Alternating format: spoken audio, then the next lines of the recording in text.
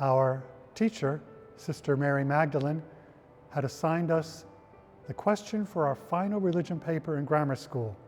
That is, how is my faith going to change the rest of my life? That weekend, when I went to the Saturday evening Mass, the priest gave a homily on what it is to be a priest. He said simply, to be a priest is to let God love others through you and to let God love you through those you serve. And I thought to myself as an 8th grader, I want that job. God does everything and I do nothing. And I still think that's the best definition of a priest.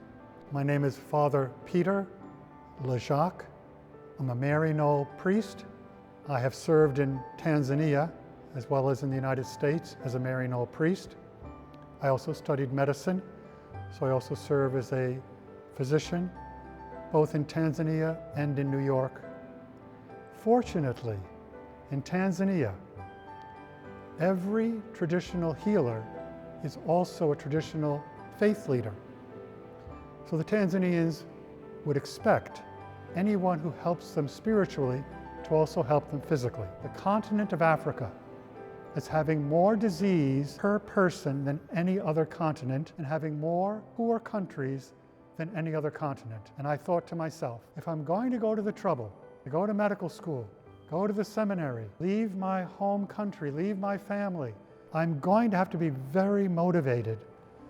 I need to go where I am desperately needed, or I might find it difficult to go to that great effort to prepare, knowing that this place and the people living there are in desperate need of a priest doctor. So the only problem we have in Tanzania is staying alive ourselves, especially during the AIDS epidemic.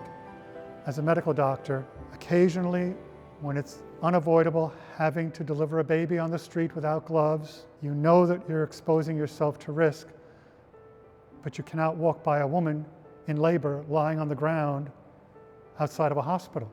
As my youngest sister said when she visited Tanzania, why is everybody smiling? I said, they're happy to see you. She said, but they have nothing. They're very poor. They're living in mud houses with grass roofs, no electricity, no running water. I said, because they don't depend on anything outside of themselves for happiness, because they can't. It's not that they're any better than anyone else. There's a great advantage to disadvantage. You're not distracted from God within you because nothing outside of you is attractive.